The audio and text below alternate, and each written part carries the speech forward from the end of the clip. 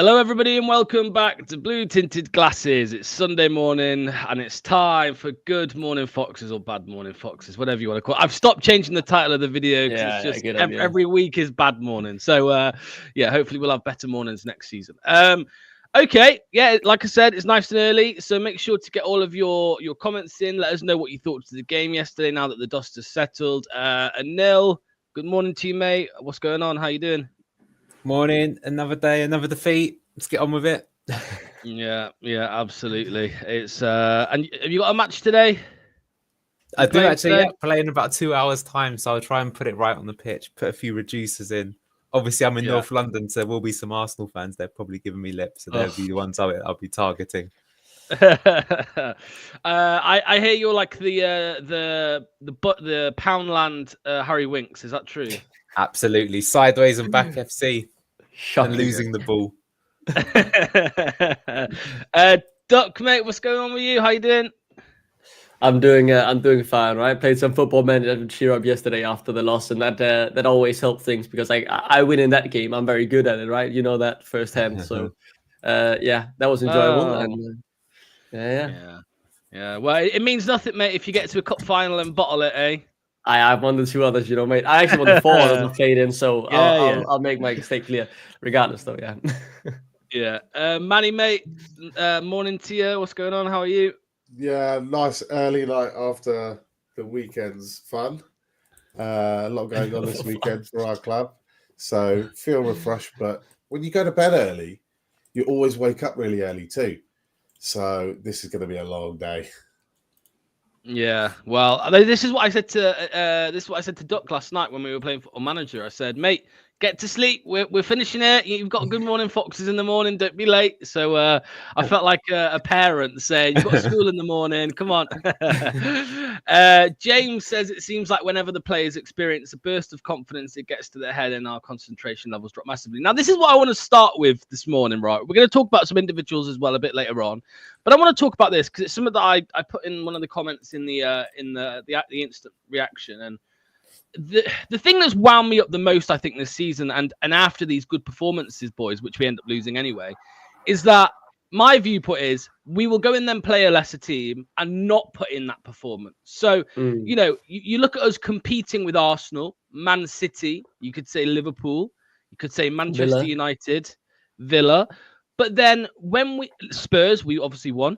But then we turn up at an Everton, Wolves, and we get spanked. We get fully spanked. So, Anil, why do you think that is? Because my simple mind is saying, well, they're playing up for the cameras. They're playing up for they're up in the game for the cameras. They're up in the game for the big teams.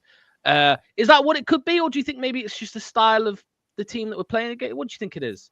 No, it's psychological. It's funny you mentioned this. There was, I don't know if you've ever seen, there's a show called The Ripple Effect that James Lawrence Alcott does for Spotify. So he had Nedum Anua on the show this week. He played for QPR, got relegated a few times, and he was explaining it from a player perspective. And he said that really it just comes down to the fact that when you play the bigger teams, because you're not expected to get anything, psychologically, it's much easier to play those teams. You can just concentrate on everything. And for example, look at yesterday. We lose, but ultimately people say, well, you were expected to lose. We played pretty well. They had too much quality. It was a bit unfortunate. But when you play a team where you have to get the points, the pressure is like 100 times more. There's not many points you feel it so much more. I think you can see it even in the team, in the body language, just how much more pressure is on those games. And that's what happened. So we've got to hope that doesn't happen. But you are right to say that actually against most of the bigger teams, there haven't been too many times where we've been absolutely blown away sort of thing. Even against Liverpool, who won 3-1 in the end, we played all right. Even the first game against Arsenal, I mean, they had a lot of shots, but we put in a respectable performance. But actually, it's games like against Everton, Brentford, Wolves at home, where we just completely fall apart, like don't get started at all. So can we fix it? I don't know. I mean, I will say that obviously it's momentum based on confidence, isn't it? If you could pick up a bit of a run, then all of a sudden you can play those games and go into them with more confidence. But will we ever get there? I'm not sure. I mean, Duck, because I know you get frustrated quite a lot when fans just give up and they say, "Oh, I don't even care anymore. We're down. We're relegated, and all this." But like, for example, yesterday again on the instant reaction, when you guys were talking about the performance, which was a lot better than we've seen previously. It was a good performance for large parts of the game. And then you get people like myself and others who say, well, it doesn't matter, you know, we lost. And Doc, for me, that's where it does stem from. Personally, my personal thing is, I've seen this story before. Yes, we play well, we compete, and the next game we get turned over. So what's your viewpoint on all of that? I think it's more the way you express your anger about it, right? Because I, just like anyone else, sick and tired and fed up of these, especially against good teams, good performances for most parts of the game, where we look like a team that can compete and not someone like Battling, who's battling relegation. And then, as Anil said, right, we turn up to Everton and we get, told a new one in 10 minutes. It's not okay. It's not good enough. And I get that. And maybe that's just the way I deal with the anger. To me, it's more when you start coming at the players, because we are still with 14 games to go, right? And this is not the time to be sitting there calling them dog shit and saying they're undeserving of anything good ever happening in their life because they make one mistake against Arsenal at home. And that's just the extreme, right? It is just the 1-5% that are that rude. But I see it on social media, right? People calling out players for this, which I think is a bit, and that's what I don't really like. I get the anger, I get the frustration. I'm totally there with anyone, right? Mad about good performances because we need points on the board. We're in the bottom three. We need to get things going our way. And yeah, I think to me, it's also the fact that these are the games that don't define our season. The ones that are the ones are against your Evertons, your Crystal Palaces, your Fulhams, all of those teams. And that's when I get the most angry, because that's when I need to see the performance I see against Arsenal, I see against City, but we just don't. Manny, over to you, mate, because I'm sure, like everybody else, you agree. And, you know, this is the thing. I think everybody agrees that the performance was good. No one's saying that we were dog shit. Obviously, it's just the rest of it. So, yeah, what's your take on that, on what we've just been talking about? I don't think we're a horrific team. I think we just lack cutting edge. You know, I think we are. I know we conceded a lot of goals, but that's partly my contention because we've been playing the wrong personnel. I think the last couple of games since Akoli's come back, he's made a decent impact since he's come in. And I think you can see signs of actually a decent team. So we can compete at that level. But, you know, no home goal since December the 8th, I think it was, you said. It's cutting edge. It's the front three. We don't create enough chances. And then when we do get chances, we miss too many of them. And then we just get punished by opposition who are a bit more clinical. You know, they can get that. They can have that cute player who can get in between the centre-backs, but also have the beautiful delivery to go with it. So it's those actions that we just can't replicate. Yeah, let's look at some of the comments. Let's see what people are saying. So, again, back to this original comment. It seems like whenever the players experience bursts of confidence, it gets to the head and our concentration levels drop massively. Tony says, going forward, we are dysfunctional. 4 goals in the last 10 games. No goals at home in 5 games and coming up to 3 months. Because it was the Brighton game, wasn't it? No, was it the Brighton game the last time we scored at home? Where we scored Premier League goal, So Rude's first 2 games. And who started that game, by the way? Do we know who were the front 3? Was it Vardy? I remember Vardy starting, and I think it was McAteer. McAteer was still starting alongside. Was it Ayew? I can't remember. It was not Buonanotte because he couldn't play against Brighton, that's for sure. And I remember Diego Reed coming on. It could be Mavididi actually on the other flank, and I think then Ayew and now Mavididi was someone we scored the equalizer, so I don't think. I think it was Ayew and McAteer starting alongside Vardy. Yeah, it was McAteer, El Khanous, Ayew, Vardy. Well, that was the front 4. And I mean, after an hour, and then we scored 2 late goals. I do think one of the key things about it, right? We've been talking so much about our defense, but they made near 0 mistakes for 80 minutes, and we just couldn't get a goal, right? And it's been like that for multiple games. Not when we played 80 minutes. Often at home, we've played a good 45 minutes. And then after the half, we've capitulated, right? And they've just scored 2 easy goals on their first chances of the game. It happened against Crystal Palace. It happened against Fulham.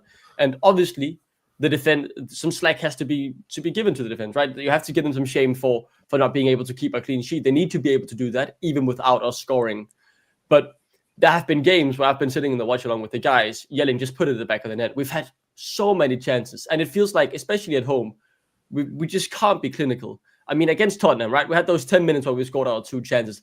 That's the last time I can really remember us being clinical, if you look away from the QPR game, which was a championship team.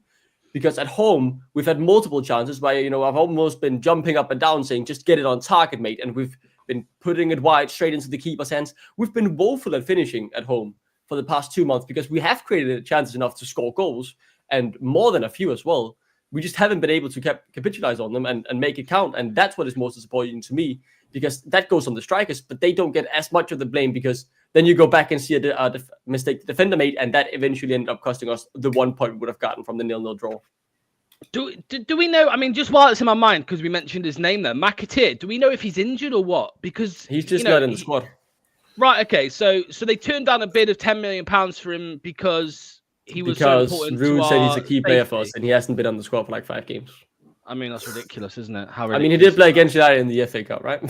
By the way, the last time we did score at home, it wasn't those three that started who were actually on the pitch. On the pitch, I just had a look, was Cordova, Reed, Mavididi, Daka, and Vardy. Yeah. So, yeah, it was. Oh, you mean when was it? Right.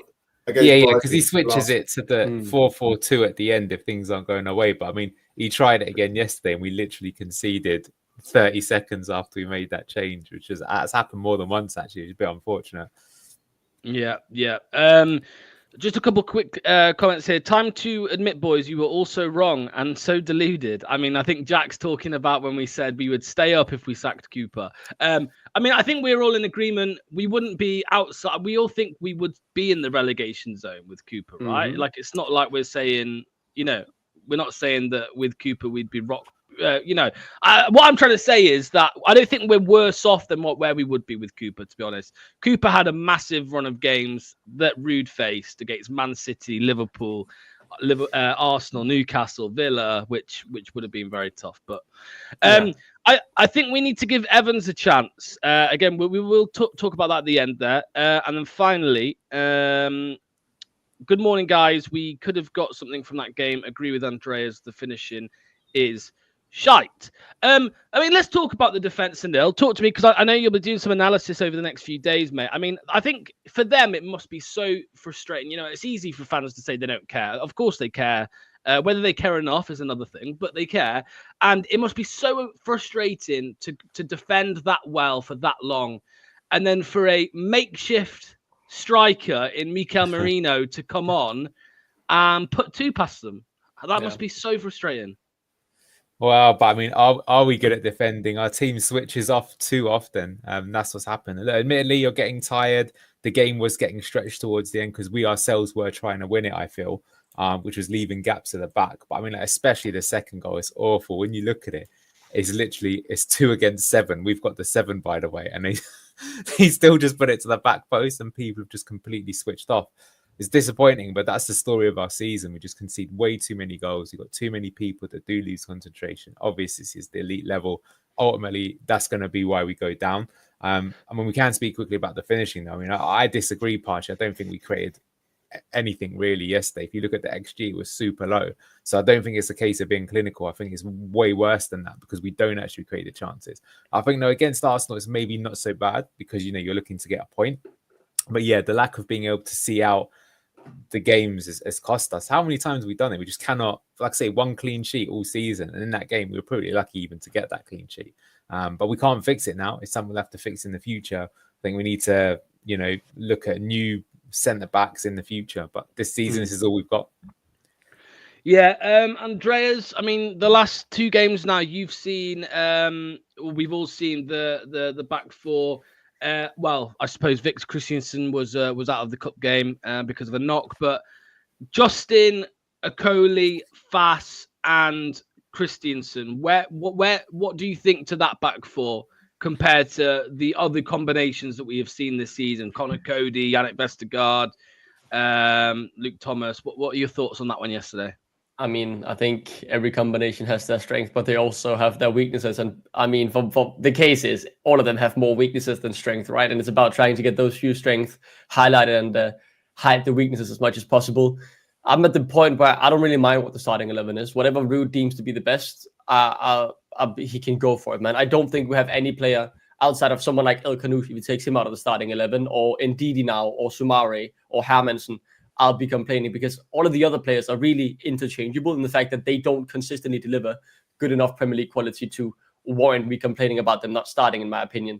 I think if there's something Ruud could do, which he did at the beginning, in terms of getting some more fresh legs on in the back four, right? Obviously, there was a substitution at right back yesterday when Justin was injured, but in his first few games against Brighton, he subbed on, I think, a defender, right? I think it was Wout Faes actually, around the 65th minute to get some fresh legs on. Maybe that's something that needs to be done, right? Because we so often have a lapse in concentration later on in the game, just like we saw against Arsenal, right? Maybe get a fresh centre back on there. Obviously, I think Jensen should have been taken off yesterday. He was quite clearly knackered, but there was no more options on the bench. And that's a mistake from Ruud, only having one fullback on the bench, right?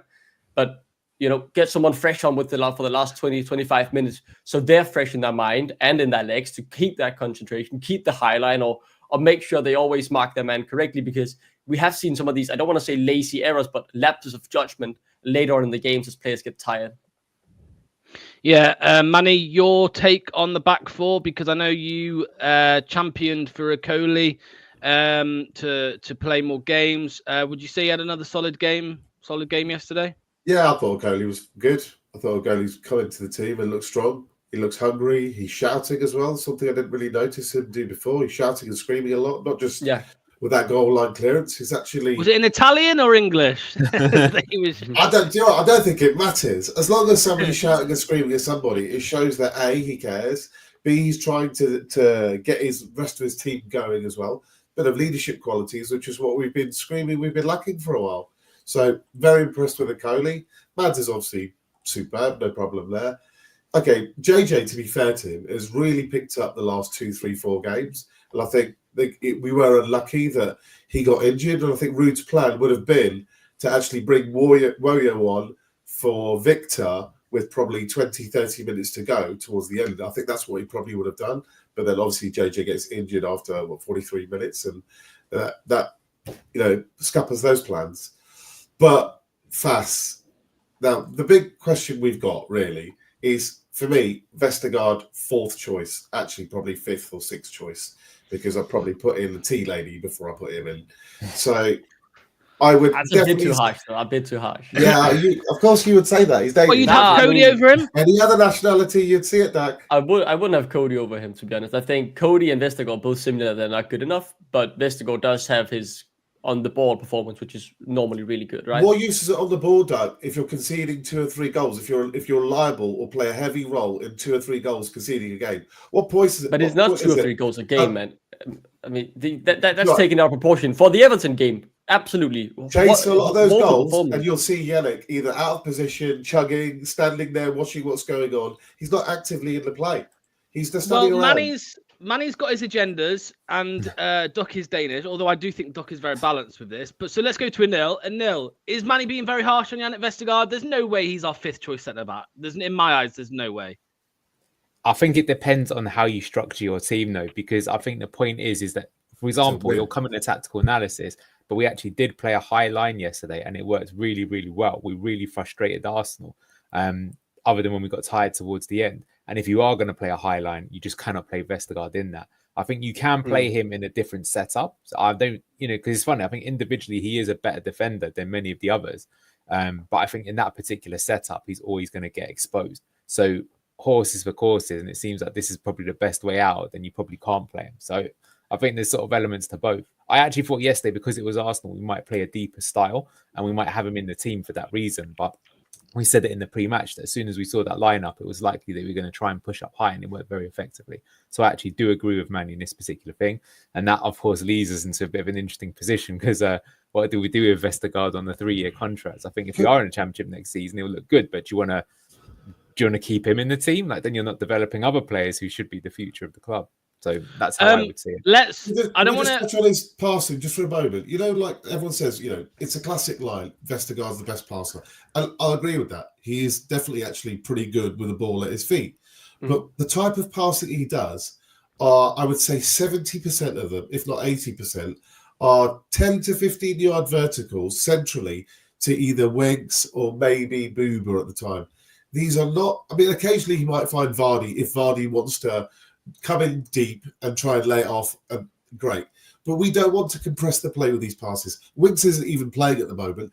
Often we've actually been bypassing the midfield, hitting it long, and then competing for the second ball. So whether it's Faes hitting that long ball, he's actually probably better at diagonals than Vestergaard. Do you remember him finding Mavididi about 100 times last I think season? it's close. On Diags, I think it's close. Okay. Yes. You'll have your moment, Doug. You'll have your chance. I'll have your moment. You can have You'll have your chance. You can tell me I'm an idiot in a second. But these passes that he's finding his links to, there is no links there. We don't play these little balls. That was Enzo ball where Vestergaard's passing was useful. We don't play that way anymore. So with the liability, with any long ball over him, we're in trouble. If you can't play any high line with him, and even when he does play it, the makes us deep. Watch the Mateta goal against Crystal Palace a few weeks ago. He's standing on the edge of his box. That's where he's supposed to be able to defend, right? No space in behind. There was still space in behind, even within 3 weeks, because the players were too cute for him. He cannot move. He cannot turn. He's stuck in the mud. His passing is, I would argue, completely not helping the system anyway. And fundamentally, before I look at a defender and say, I like his passing, first of all, I've got to like his defending.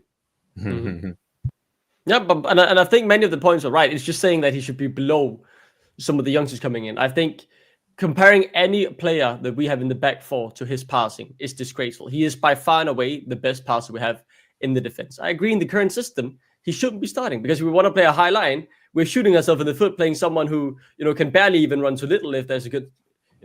I mean, the point is this. It's overcritical of him saying he costs 2-3 goals a game because he does not. He's genuinely incredible on the ball and offers something that nearly no other player at the club does on the ball. And he can play those diagonal balls world class. I see that the national team set up where they play him in a back three and they play for that strength. So I've seen it work. I see he can do it, and he can do it way better than Wout Faes. It's disgraceful to think that he can't. The problem is he shouldn't be playing right now, and I wasn't complaining about him not playing this game because he wouldn't be fitting in the system. I completely agree with you on that, Manny. But disregarding his strength that he has and saying that there are people that are better than him is not fair to him because he is by far and away the best player doing that. But we don't need that right now, and that's why he shouldn't be playing. Right, I don't want to. Well, actually, no. Before I say what I was going to say, big shout out to Kate, who's back from Bali now. She is watching. Good morning, Foxes. Look from her bed. There we go. So she's enjoying. Everybody, wave to Kate. Wave to Kate. Hello, Kate. Hello, Kate. Listen. So, but I don't want to get too much into analysis and stuff because Anil will do this. But I just want to show one photo from the game yesterday, and it's this one here. Now, this was the first goal. Anil, straight away, mate. Give us a little teaser for the analysis. Who's to blame for this? Is it Wout Faes? I would say so. But you know what? The thing is that you see this all the time with the way that we're set up, which is that then in you know look at the guy on the back post, which I think is Trossard, right? So what happens is Koulibaly. We see this set up all the time, but yeah, I do think it is Wout Faes. Yeah, I think you should just be at this. Not that long left in the game. You've got to be almost touch tight to your defenders, but we're trying to do this kind of zonal style defense. I mean, I saw a tweet. I saw some comments in the watch along yesterday, Manny, saying that they blame Victor Christiansen for this because he allowed the cross. No. Which I think is a little bit of again agendas sometimes. But yeah, what do you make to it, Manny? Wout Faes for me. Wout Faes' problem. Like Eliel's bang on. We do defend like this. We always defend, forcing the fullback to tuck in a bit narrow to act like a bit of insurance. But he doesn't therefore know whether he should be picking up Marino in front of him or Trossard behind him. So he's always in a mixed mind. That's why we see JJ looking a bit sort of running around like a chicken at times. Like, is the guy in front of me my guy? Is the guy behind me my guy? And we always find the left-hand centre-back, in this case Okoli, previously Vestergaard, it's a system problem. They end up not marking anybody at all. So that is Wout Faes' man. Mikel Marino is a primary striker. He's nowhere near Okoli. Marino's clever enough to get in between those two players, but Faes is watching the ball. He should be tighter to the man in the first place, so starting position's wrong. And he should be being physical and not letting Marino, even if the ball comes in, get any run onto the ball. So I put that on Faes more than Moyo. Moyo, I think, should be looking out for Trossard because we always end up with a spare man at the back post. The opposition, always have the free man. So if that ball doesn't go to Marino, but goes to the back post further, you'll find that Trossard runs onto it, and he's the free man at the far post. They are doubling up on effectively our right back and the gap between him and Faes. And we've seen that multiple times. Actually, we saw that with Sterling at once as well. So Rude's got to just got to get these guys to stop being so compact in those situations and actually fan out a little bit more. Yeah. What about go on, Duck, mate. You fire away. It's just the awareness, right? I mean, that's how we play. We want to have these crosses in. It's not like we're inviting them, but that's the way our opponents will have to create chances, is by going down to the byline, low cross in or high cross in, because we don't want them coming through centrally because we defend so narrow. We're doing a really good job at that. But that means that when the chances comes from the width, which it will always do in this setup, we can't be allowing our defenders to not be able to notice a man coming behind. That is just it's just not good enough, right? It's a lapse of judgment.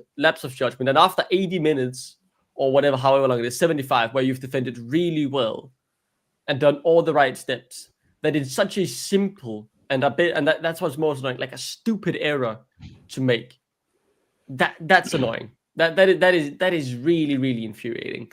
And I think we need to be better at defending that, like we were in the first half against Liverpool, where we invited these crosses as well and defended central areas really, really well. We were able to deny them every single time they got in the box. But this time, a completely different centre-back duo, and Farsia, again, not the first time it's happened. Lapse of judgment, doesn't track this man, and it's a free header in the back post. And here's that split shot, that photo that you guys have just showed up is a good example of why we need to kind of play a goalie. Because if we do play deep in these situations, look at that box. Look how many players we've got in the box compared to them.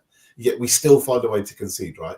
We are just not very good at defending deep. We are not very good at holding out. We can't, remember the Palace game, we cannot hold out for a lot. How many late goals do we concede? The players get tired, they're older, mistakes will happen, they'll get sloppy, they could have 80 good minutes, but one lapse in concentration is always going to happen.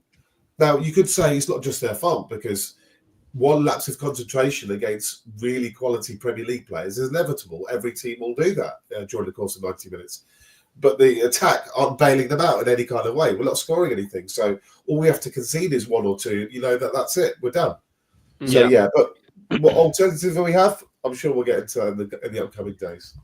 Yeah, for sure. This is one for Anil. Anil will go over this on Tuesday. If you rewind the play 5 seconds earlier, Fast looking over his shoulder and sees both Arsenal players behind him, yet he still positions himself. And just to give some real-time good news for Anil, Chips has just texted, so he's got some new little flashy things lined up for the analysis. So there we go. Very nice.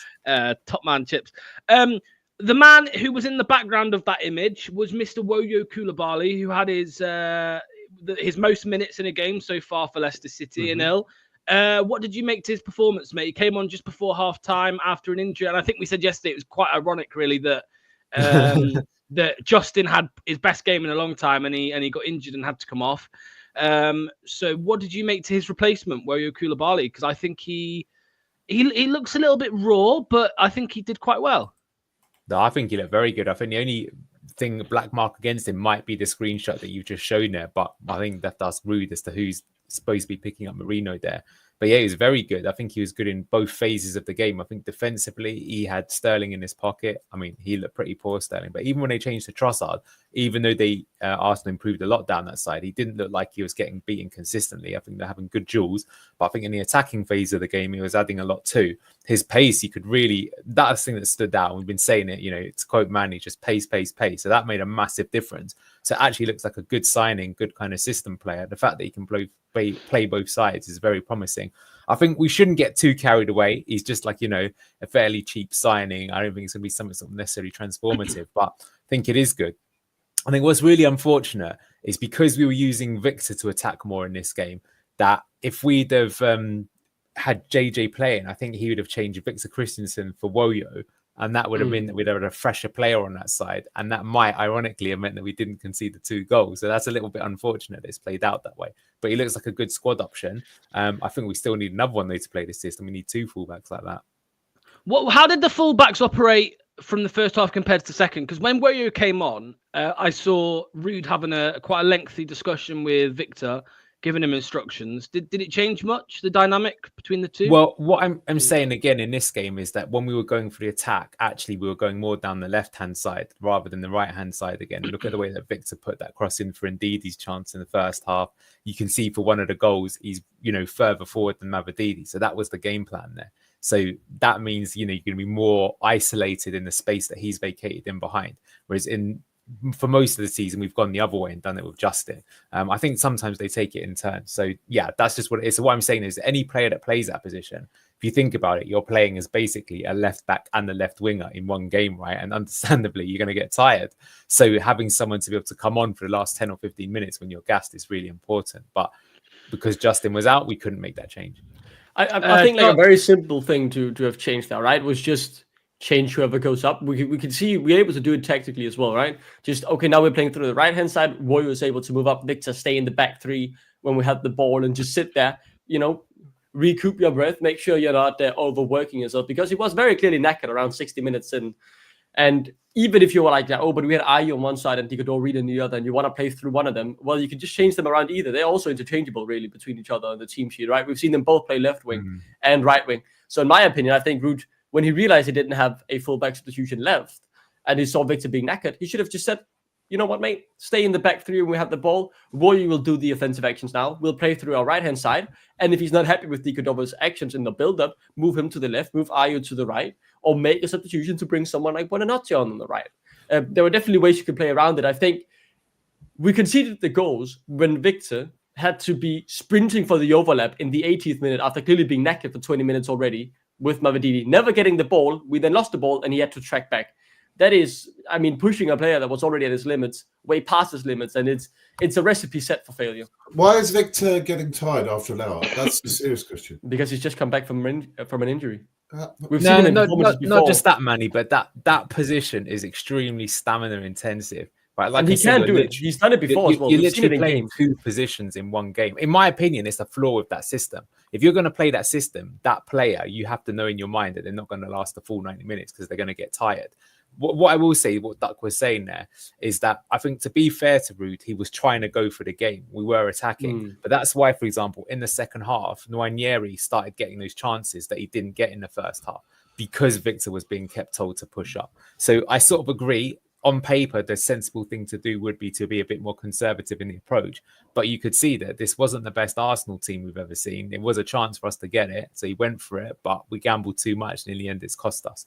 But I think it's a fair point, Manny. But like I say, just trust me, as someone who's played like as a wing-back position myself in the past, it is a properly tiring position. And you saw James Justin earlier in the year. Like, he would come off the pitch and then looking like just mentally, physically drained. Well, if JJ's injured, then we probably don't have the energy or endurance levels or the subs to replace that. So we might have to think again. Well, we don't know what Warrior's like, right? And does anybody have an idea? Because obviously, while we're talking about him, do you think he could play that role? Anybody? He can, but then what we're just scared of is, are we going to have the same problem where it doesn't matter who you pick ultimately? Because that's what happens. If that game was 80 minutes, not 90, we come out with a point. But a game is 90 minutes, 95 minutes, and it's actually the last 10 where you're going to be the most tired and where the gap's going to appear the most. So it doesn't matter how good you are. If we're playing a system which naturally tires you, so we either have to have something in reserve, so it doesn't matter who it is, someone comes on to change for that position, or we change a system at the end, or we don't play that system, something like that. But look, it's happened so many games this season that's our downfall, isn't it? Is that someone gets in behind that gap and that's someone puts a goal away. It's really frustrating. Can I just bring this comment up as well, by the way? And this is an opinion that I've had since the day he joined, right? VK. In that relegation season, I remember goals, clean sheets that we kept, whatever. He was always, even in the relegation season, one of the most passionate people on the pitch. And he'd been there a matter of weeks. And he seemed like he cared so much more than any of the other ones that had been at the club for 3, 4, 5 years, right? And I think this is one thing that you can never accuse Victor Christiansen of. I do believe he just leaves everything out there. I think the effort he gives is above anyone, really, to be honest with you. So, what's he like, Doc? Is he like that with Denmark, mate? He's like that with everywhere he goes. Obviously, you followed him a bit more elsewhere than we have. I really appreciate you saying that, right? Because it's gonna sound hollow when it comes from me. And trust me, again, I'm not beyond criticizing Danish players, and I know Victor isn't always up to the Premier League level. But if there's one thing you can never, ever put a finger on him and his game, it's his work rate, his grit and determination. I talked about it before the season. We saw it in the relegation season, right? If you go back, I remember the Wolves game we won 2-1. When he got the assist, he'd been there for 3 months. He looked like he won the Premier League when he got that assist, running over to the crowd, nearly falling to his knees, just working week in, week out. And had he been able to play an Enzo's system, I'm sure he would have been key for us last season as well. He is a player that gives everything for the shirt. And he did that at Copenhagen when he broke through to the first team. He's doing it for the national team where he's, dislodged Mæhle out of the starting 11, right? Being our best left back in Denmark now. And he's doing it for Leicester game in, game out. And you can criticize him for some of his technical abilities. He's not perfect. He's far from it. He's not a world beater at left back. I believe he has potential to be a good left back. We are not there quite yet. But it really hurts me when people question his determination and grit to fight to keep us up. Because he's one of the players you can never doubt leaving anything out there. And that's kind of sometimes what you need, right? I mean, we always talk about, right, who's better, who's worse, who's better, who's quicker. But sometimes as well, you need, well, no, it's not sometimes. You need in a relegation battle that determination, Manny. He's a Viking. He's a Viking warrior. He's a Viking. Well, I was going to say, the year we went down, the problem, the year we went down, Manny, the problem is we had too many people that weren't warriors. That was why we went down. I think Victor gets hatred far too much from City. Yeah, it's horrific. Far too much. Fundamentally, I think he's a decent player. He's a good player. He's not like Dag said, he's not a world beater, but he's certainly a good standard Premier League player. I also remember he just turned 22 this season, so he's still pretty young. He played for Bologna last year, got them to help them to the Champions League. I think he played 32 games in Serie A. So he's accumulating huge amounts of experience. And he's still relatively new to the Premier League game. This can only be his, 30th odd game of Premier League football or something. So, give the guy the chance to grow. This is the downside of playing youth players, is that they're not always going to be consistent, or maybe even endurance levels. They might run around sometimes a bit too much and want it too hard. But his attitude is brilliant. His work rate is brilliant. I actually thought he was having a really good game until that mistake. You say it's a mistake, though, but you're playing against high-quality wingers. If we had Mahrez does a bit of magic and beats you, is that a mistake from you? Or is that a really bit of quality play from a really good, talented winger? And Ranieri is being hyped up a lot at the moment. He's a really good young player. At some point in 90 minutes, you are going to get half a yard on Victor Christensen on his wrong foot and be able to put a decent ball in.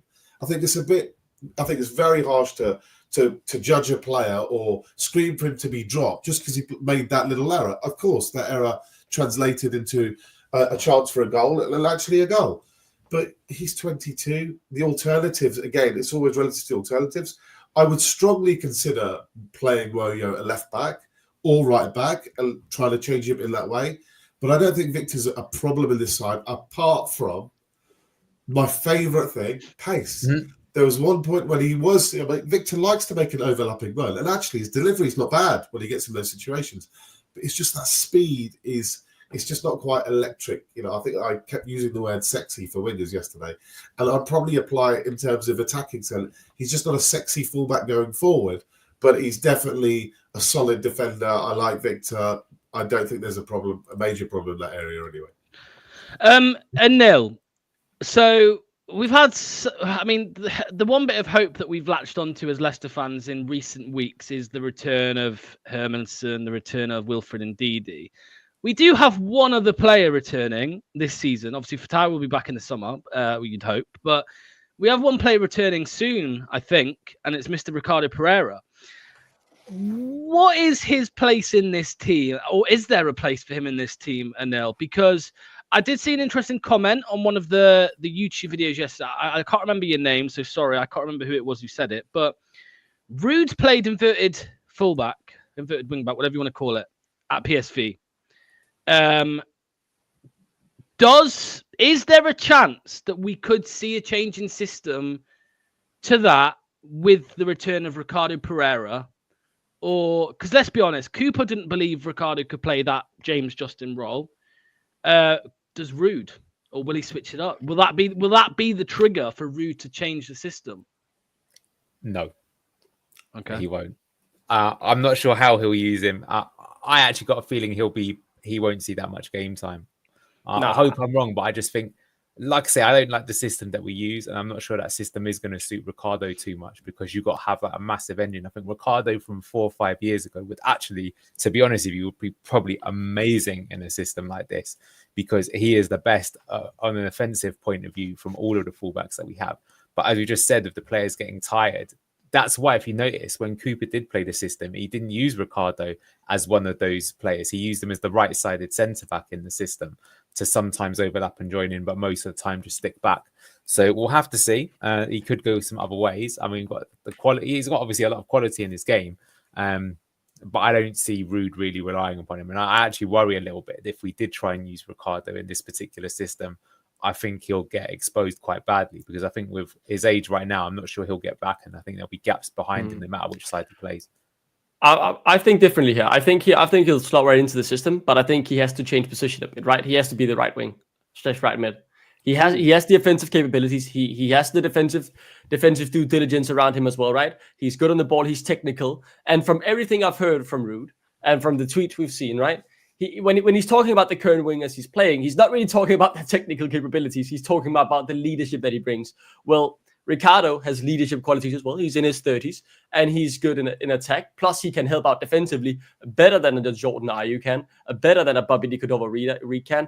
I'm praying and hoping that Ruud will realize he should be the right winger / right midfielder, because he can do the defensive part, and he is for sure better offensively than Ayew or Di Cordova-Reid, or whoever he wants to play on the right, because it's very clear that Ruud is not satisfied with Bonanotte coming in from the right wing position, maybe in the number 10, but Bilal is just simply untouchable in the starting 11 spot, right? So play him right mid, he'll help out defensively, and he'll help out offensively. And again, I just want to see Ruud experiment soon, because it's a no-brainer. We have to do something better here. I feel like it's been probably 12 months out of the last 6 years, where Leicester fans have been happy with their right winger. And it was Abdul Fatawu last season. And I feel like, when we were even challenging for top 4, when we were obviously in the relegation battle, a couple mid-table seasons under Rodgers, there were always suggestions, play Ricardo as a right winger, and we got it a couple of times. I just saw somebody say that they thought it worked. I don't think it worked that well, personally, but that's just my opinion. Manny, what about you, mate? Ricardo Pereira, would you play him as a right winger, or do you think we should go inverted? It all comes down to a more basic question, like, is the Ricardo we're talking about the Ricardo of 4 years ago, 1 year ago? The guy's had how many injuries now? I think Anil's quite right. I think there's 13 games to go now, yeah? Even if he came into the team next game, he's going to take 3-4 games to get back up to speed. Can we really afford to give him 3-4 games to get back up to speed with so few left? I think if, like, by some miracle, I love the guy. We all love the guy. He's a crowd favourite. If he's the same player that he was last season with Enzo, then that option to play Enzo's style, which Ruud will be fully aware of, is absolutely there. We could look at going 3 at the back, invert the fullback. We could maybe look at playing Ndidi as an 8 or Booba as an 8 and put Ndidi inside Ricardo. We don't need Harry Winks.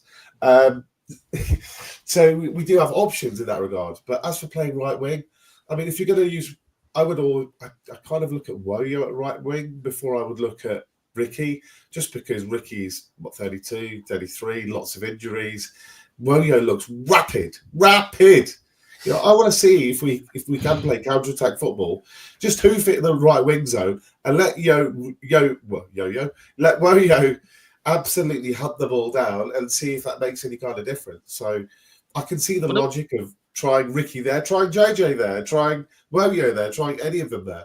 But we are all trying to find, it's a plaster over a big wound in the team. We really needed a right wing in January, really needed one. That's why I'm so annoyed that we didn't get at least Marcus Edwards, or, my preferences we said in the shows before. Ernest Nuama. I would have loved Nuama, and the other guy I know Anil likes him. Malik Fofana. Yeah. If we had Fofana and Nuama, we have got a bad-ass wing play. We have got lightning gas. They will create chances galore for someone like Vardy. And Vardy doesn't have to be the fastest then. He's just there at the end of it, and he's cute enough to pull away from a defender in 5 yards. Yeah, but we all know it. Summer transfer window, we messed it up. I mean, yesterday, I don't think we're talking a lot about the defense, but what about the attack? Jordan Ayew, Jamie Vardy, Bobby Reid. That's why you're not creating anything. That's why we're not scoring goals. That's why we haven't scored since December. and it's going to continue. We need Five- it. You're not going to stay up with a home- front three like that. Sorry. I think in 5 home hindsight, games, 0 goals. 5 home games, 0 goals. It's Yeah. not like all of them have been brilliant teams we played. We played Palace at home, Fulham at home. Fulham are decent, Palace are decent, but you can score a goal against them. We've scored 2 against them, 3 against them in this season already. So, yeah, I Really think in good. hindsight, though, what you can really see is the summer window, as you said, and it was a disaster, right? When you only have £3 million to spend in the January window, every single pound you spent before that comes under scrutiny. Even someone like Michael Golding, who I thought £5 million, it's a no-brainer because in a few years' time, he could be one of the stars in the team, and I still believe he can. But when you're going up into a relegation battle, and if all you have available in January is £3 million, you have to look at the $5 million you spent there, saying, that could, considering what we've got for Warriors money, be able to get us someone who could potentially be a good winger, right? Or a decent winger, or an improvement at the very least to what we have. And Oliver Skip, of course, is the most understandable example. £25 million for someone who hasn't played in ages now. And when he does, he looks absolutely woeful.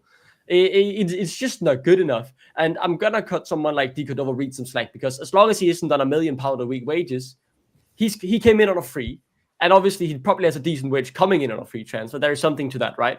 But I'm going to cut him some more slack. And I'm not going to blame this on the players like Michael Golding or Oliver Skip. It's the club. And it's, up to John Rutkin negotiating these transfer fees.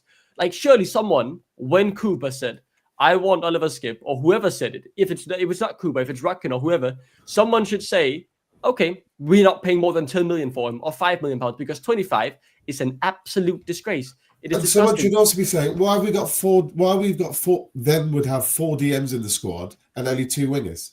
Like, Yeah, that's mental. I'm guessing it's because he saw Ndidi as not being a 6. He was going to play him further forward. That's what my assumption is, but it's still ridiculous. There's no way in a month of Sundays that was. The thing is, we're crying over spilt milk. It's happened now. It's happened. We had Booba, we had Wilf, we had Winks, we had Hamza, and we had there's another one there as well. There's somewhere. So the fact that last season we played an inverted fullback, which means that we didn't need to get a CDM either. It's just messed up, man. It's messed up, and it was just for someone who is supposed to have seen every game that we played last season. I don't believe it because they're playing a different system coming in. I don't know. So it's all messed. But as you say, that lack of talent that we signed in the attacking third is costing us dearly, and it was all completely predictable and obvious. Can I ask you guys a question? I've got a question for you guys. So we saw yesterday Arsenal, who have got an injury crisis, right? Injury problems. So what do? They have to resort on younger players who they probably thought weren't ready. So Lewis Skelly plays, and Ranieri plays, 17 and 18. Yeah. And Ranieri gets assists for the goal, hits the post, hits the bar too. Lewis Skelly is part of a team that keeps a clean sheet. And had a crucial foot in, right? When I had a good chance. Yeah.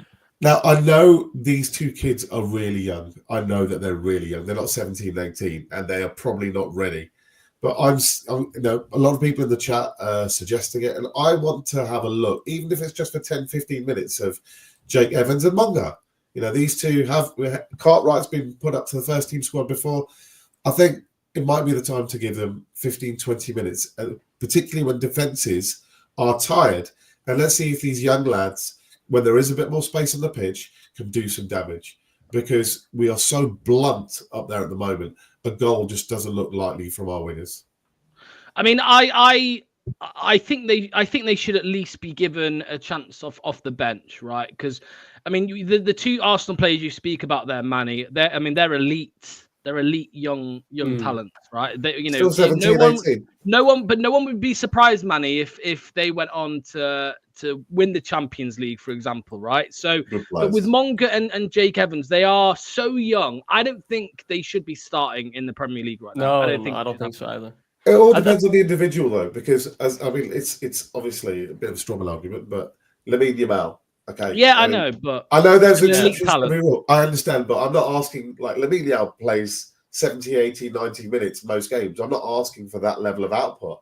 I'm asking for 10, 15 minutes at the very end of a game, just when players are tired, just to see if their level is up to that scratch. It's quite funny. I thought Rude say in a press conference, they're not training with us full time because they have school. They're only on there for Thursdays because they have school at the other times, right? Yeah, 2 training sessions a week and then playing a Premier League game. I get all of that. I understand. But just 10 minutes. Just 10 minutes. And it's also the fact that we're going in circles now, right? It's the same players we're rotating out. You know, the Are You Mother DVD debate, all of this, right? All of these things are starting to reappear again because we're recycling the same content in terms of what can be done to fix the glaring issues our squad has. And the definition of insanity is just trying the same thing over and over again, expecting a different outcome. At this point, it would just be so refreshing to see someone like a Monka come on for 20 minutes. And if he doesn't do well, fair enough. He's 15-year-old.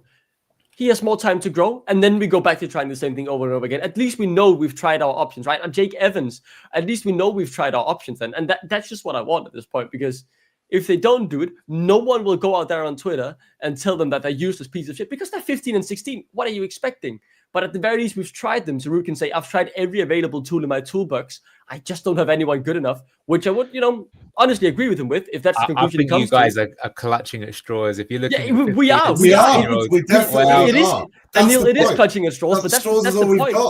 I mean, I think you guys are being irrational, man. But you got to tease those players in carefully. Ethan Nwaneri, that was his 24th senior game yesterday. He's been given minutes and slowly built into the team to get to that level. But Anil, I get you, man. I get what you're saying, right? But when can you remember Bonanotte coming off the bench and changing the game for us? It hasn't happened. You think that a 16-year-old that's never played senior football will instead? But I'd rather see us try it once and then see it fail. Hold on, let Doc go. Let Doc go. But Anil, the thing is, I'd rather see him get a shot, and then if he fails, no one will be blaming him, and then he'll have plenty of more years to grow. He could be happy with his first cap, and we'll all be proud of him. No, the Leicester fan base are very good at welcoming their youth in, and I'm not going. Oh, they don't see that with Casey McAteer. No, but Casey McAteer has been there for 5 years. Different story. But when they first come in, every single Leicester fan is supportive of the guys who are just about to break through. And just give them that 50 minutes. And if they're not ready, they're not ready. It's okay. But I would say you're right with that, Doug, though, because you remember Luke Thomas, right? I think he was overhyped by Leicester fans. They supported him. He came on and in that COVID season, but now everyone looks, well, not everyone, but a lot of people look at Luke Thomas as League One standard or something like that. So I get what you're saying, Doug. Manny, go on. You have your piece on this. I know how strongly you feel. I of course I understand the logic of what Anil's saying. In any rational situation, I would be saying the same. But this is an irrational situation because we have nothing else going on. And this is what I think. My favourite, the Jagosaurus Rex. You can see him the last 20 minutes. He is blowing. He is blowing hard. This guy he's done. He is totally got nothing left. So do I think for that last 10, 20 minute period when he's chugging and blowing and he's been running around and he's been on the floor and he's been winning free kicks and the rest of it, who's more likely to get us a goal? Him in that condition, 33-year-old in that state, or a 15-year-old lad chomping at the bit, who probably is going to, if it's a sprinting race, he's going to batter him. Now, when there is space and the defense is more tired, then you're less likely to need that physicality against a defender. You're just about trying to attack open space. I think a 15, 16-year-old kid, they have to be a decent footballer, of course. I'm not just saying anybody who can run. We're not picking up a kid from the park and asking him to just get on the pitch. These are highly talented young players who are performing at the under-21 level. And I would say I would rather see them for the last 10, 20 minutes than Jagger. Would you really want Jagger on the pitch over those two? Well, some would. I don't know. I feel like... Anil, go on. I know you've said the piece a little bit, but I'll let you finish off this topic. I think maybe the plan will be to integrate them into professional starts and all of that in the Championship next season.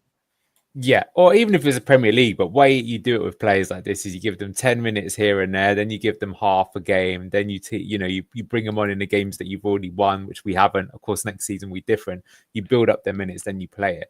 I think it's totally irrational to sort of say this. Those minutes should be going to squad players. You've still got people like how many caps for Zambia has Patson Daka got? Casey McAteer is a fully fledged international now.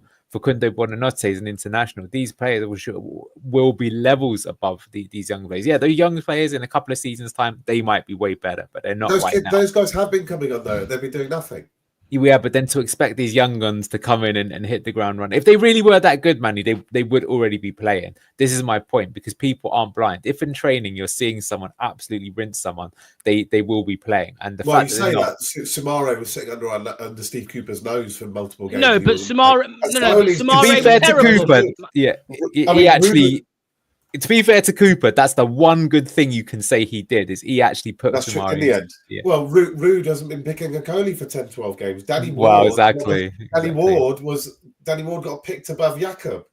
So it can be under your nose, and you don't necessarily. Listen, I'd love to be wrong. Jerry Monger comes on, scores 5 goals between now and the end of the season, and keeps us up. Would love it. Inject it into my veins. It's not going to happen, lads. One will do. I'll take. But that's not what we're saying will happen, Anil. The thing is more what we are trying right now is not changing the game from the bench. Bonanotte hasn't changed the game from the bench at all, right? Yeah. Casey McAteer hasn't changed it. So if Monger goes on and doesn't change it, he can't be much worse. And then take him out, and then all the blame can go on the players who need to take that responsibility, and not the 15, 16, but give them that chance, so we know we've exalted every single option we have. Because obviously, I agree with you, if he showed Lamine Yamal levels in training, no doubt he would be starting over someone like Andreas, the positions that you stand on the football pitch when you don't have the ball are so important, and that's what those young players won't have, right? And I think Riyad Mahrez, when he first started playing for Leicester, would take up the most retarded positions you have seen. It took a while for him to understand where to stand and where. And that's the problem. You see it in the game yesterday. If you're standing in the wrong place at the wrong time, the other team gets in and they score. And I agree. So that's the problem with playing a young player, is that they will actually create mistakes that way. And I think it's just key to make sure we're not sitting and saying they will be our saviors. They're the ones we expect to now go in and change it for all for us. It's more like if we're chasing the game against Arsenal, and for the past 5 games, we've tried bringing these 2 players on to change the game, and they haven't, then why not try the other option of the 15 and 16? It can't be much worse if we're 2-0 down with 5 minutes to go. Just get them on and see if they can do some magic, man. Maybe, who knows, they pop in a beauty from somewhere. And I mean, obviously, that doesn't mean you should start the next game. But it's just, at the very least, knowing we've tried every option we have, right? Because we're hearing so much about these guys being, at the very least, able to grow into a role on the first team. So why not give them those 10 minutes when the guys we bring on from the bench just don't show the level? The usual suspects have been playing since December the 8th. We've got 0 goals in 5 home games. Subs come on, doesn't make a difference. Daka can come on, doesn't make a difference. Bonanotte comes on, probably gives the ball away about 3 times when he comes on as a sub. He's actually not a brilliant sub. He's actually a much better starter, I would say. But these guys, they keep coming on. Nothing happens. It comes on. Chances are, it's not as if there's an uptick in performance, a burst of energy for 15, 20 minutes, and we suddenly look good. It doesn't. If anything, probably the subs come on, we probably tend to look worse. The only reason we're bringing subs on is because players are tired. We don't have much to work with. So, what do you want to do? Well, the worst that can happen, Manny, and this is why managers don't do it, is the player comes on, they make a mistake, or they get caught out of position. Social media turns toxic. They're like, hate Monger. You see a lot of players, unfortunately, get racist abuse after making mistakes. That's a fact in the game, and therefore you destroy the confidence of the player. The flip side of that, though, the flip side of that is Jeremy Monger goes, well, the team wasn't performing, or Jeremy Monger's father, who's probably helping manage him, and his agent says, well, the team wasn't performing. Jeremy was absolutely killing it for the under-21s. He can't get a game for Leicester. There's no pathway to the first team. I'm going to follow Trey Leone and sign for Liverpool. No, but however, there is a pathway, because he was in the FA Cup squad last weekend, right? Well, then why did Trey Leone leave? Trey Leone left because he's. I've told this story. I've told this story, because apparently the story is that Leicester City went to Nyoni with just money. This is what we will give you. This is what we're going to give you.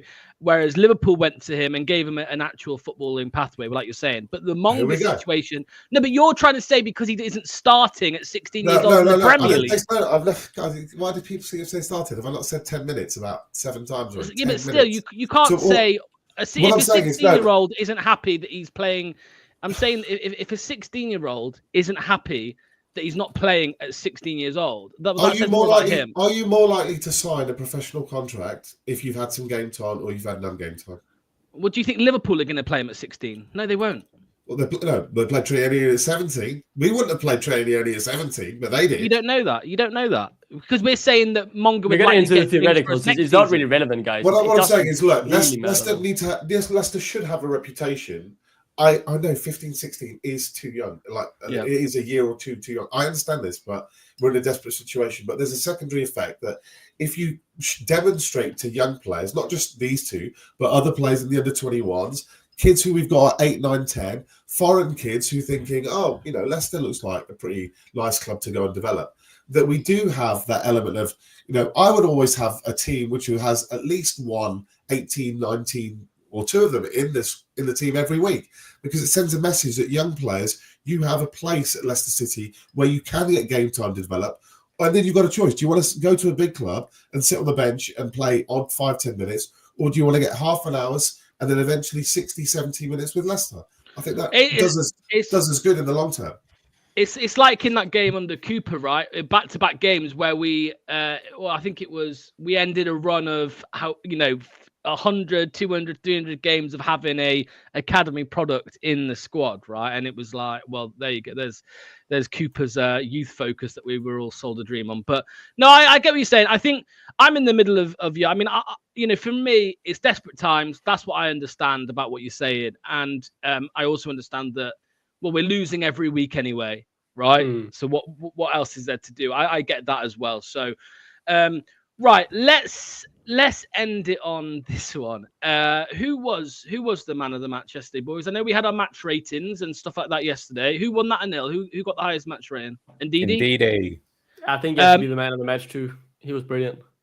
Is everyone in agreement with that? Everybody in the chat as well. Now the dust is settled, let us know who your man of the match was. But Doc, you're saying Ndidi, yeah?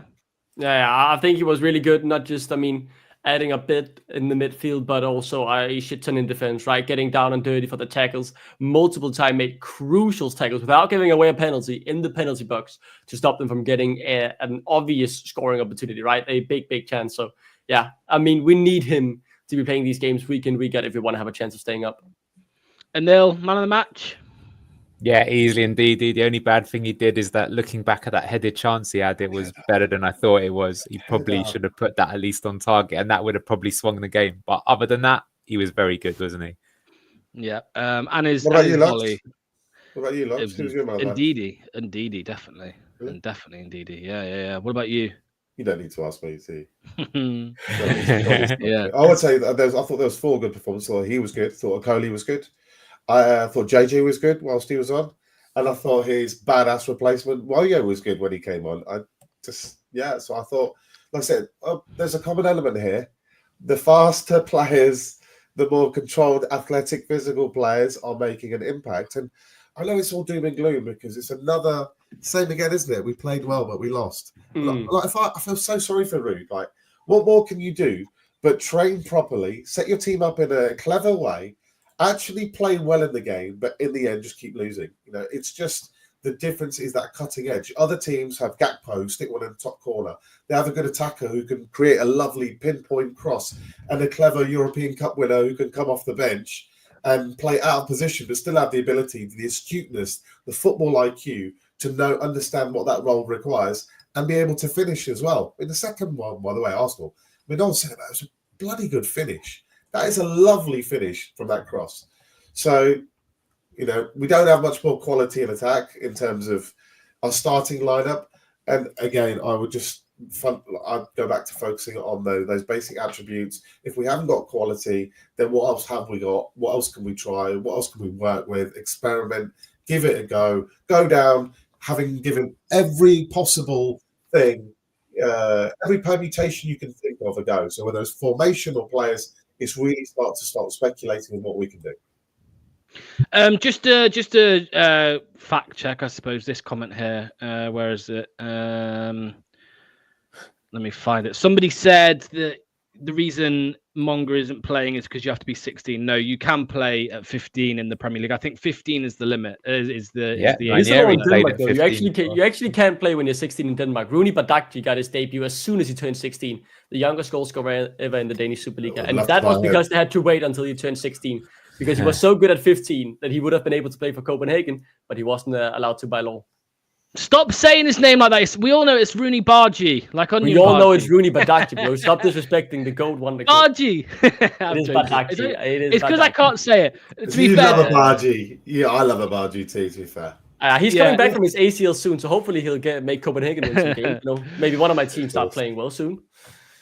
Yeah. Okay, last few comments here.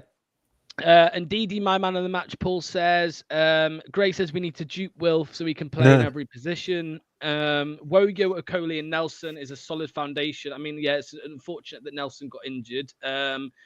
I think he's still injured, but I think he should be back within like a month or two, right? I mean, he's from still what we going heard, back to Oxford though. They haven't. Yeah, if he it, has time, he goes back to Oxford, and I think that's because they're fine, hoping right? he gets a few games at the end of the season still. But I mean, from what we heard, they're normally very clear in the communication when it's a season-ending injury. And was it October, early November? Maybe he got his injury, and it was like a 5 month one, right? So should be back maybe April sometime and get 5-6 games before the season, or at the very least build up some fitness again before the start of the new season. So yeah, I mean, that's the only thing I'm positive about if we go down. I think we have some wonder kids who are ready to step in. Will Alves has looked really good for Cardiff. Ben Nelson had been impressing for Oxford. And I think someone like Jamie Munger, Jake Evans as well, Wanya Masal, who did well in the championship last season, Sammy Braybrook, all of these guys needs to be able to take the step up to the championship. And I think that will at the very least help build the connection with the club back, seeing the local talent grow and shine in the championship next season if we go down.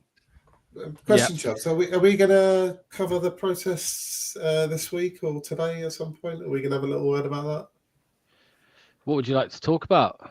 I just wanted to say, actually, I was quite proud of the City fans. They wanted everyone to dress in yellow. I didn't see too much yellow. It was a bit of a whimper, which shows to show that I think there was, people on balance decided that what we needed to do in this current situation, at least, was just get behind the team, and I like which they did. Yeah, they did exactly. So I want to applaud the fans there yesterday. I thought they did really well. Just a short note on that, right? I thought they did really well, in particular about the protest during the game, because at that 14-minute mark, they made it abundantly clear that they wanted. I think you can say what you want about them cheering, saying we don't want to name a player or name a person, and then they start chanting about Rudkin. But they made their protest at the 14th minute. Got the attention of it off the TV rights, right? You saw a banner being held up about the internal review. They don't have a clue. That was on air, and then they went over to the executive box, right, where Rudkin was sitting. So they made their voices heard. They made it known. The Danish commentators were able to talk about it and explain the situation to Danish viewers, which, getting the word out there, making the situation clear of why the Leicester fans are unhappy. But then after that, they went back to the game, and as Manny said, they backed the boys. They sung their hearts out for Leicester and did everything they could to help get the result over the line. And to be fair, Project Reset, I mean, I'm not here criticising or any knocking that. Actually, it may well have actually perversely, I think Anil suggested this on Friday, might have actually done us a favour, because they have brought the issue front and centre. You saw the TV pictures focusing and people talking about the issue. It did get national headlines, like you mentioned, Logs. Yeah, it was a whimper. It was meek, which actually I think reflects quite well at the club. There's not internal chaos going on. We look more united than we did on Friday. So, but the issue is still out there. People are still now asking that question. So the spotlight is obviously on Mr. Rudkin himself, but it may well work out actually being a useful part of the season. But I'm glad it just wasn't over the top. Yeah. No, but you're right. Yeah, you're right. It got a lot of. It was noticed by a lot of people. I think Duck said yesterday that even the Danish commentators were talking about it. So they were aware of it. It was on obviously BT, and it was on, I think, TalkSport and all the newspapers. So it brought some attention. Top didn't show up for it, which doesn't surprise me. Although he was at Old Trafford in the week, so that's okay. And then yeah, so it's all good. It's all good. We'll carry on now. Get behind the team, like Project Reset said themselves, by the way. Get behind the team. Let's not pretend that they wanted to cause chaos in the stadium. They said the 14th minute thing, and that was it. Obviously, the Rudkin out chants will continue all season long. That's not just a 14-minute thing. That will continue, and that's something that no one can really help. But yeah, Boz says it's a good thing that the club are more aware of this now. I won't bring that comment up. Rudkin looked very guilty in the KP. For me, our season depends on these next two fixtures. And final comment here from Paul Stevenson says, if Monga plays, he will lift the crowd every time he touches the ball. Maybe he will be the understudy to Abdul Fatawu next season. That would be a good understudy, wouldn't it? On the right. Come back soon, Abdul. We need you desperately. Yeah, we miss him. We do. Yeah, we do. We do miss him. Right. That's the end. Thank you so much to everybody who's joined us. Doc, mate, thank you for joining. Manny, thank you very much, mate. Anil, if the club ever want to know what's going on with Leicester City and get issues front and centre, just tune into Blue Tinted Glasses every day, 7 p.m. most days. Get the latest lowdown, get what's going on. We'll cover all the issues for you. Come and have a listen, John. No problem. We're here to have you. Get John Ruckin on the show. You're welcome anytime, John. Anytime you want to come on, have a civilized discussion. Happy to have you on. And Neil, what's coming up on the channel, mate? Call-in show tomorrow, and then we'll do the analysis of this game on Tuesday. Oh, that'll be a rough one. Wow, Actually, pretty positive for the full 60 minutes. Yeah. There'll be some joy. Wait for the next analysis after Brentford. That'll be the juicy one, I'm telling you, right? Yeah, because we'll win 4-0. Yeah. Can you imagine John Rodkin talking with Luke? Make it happen. Make it happen. Yeah. Although Luke will probably come out kissing his ass. You know what Luke's like sometimes? He's like, rah, rah, rah, rah, and he's like, we all would. We all would. Let's not lie. We all would. When faced with that, we would treat with ultimate respect. We'd be really polite. Of course we would.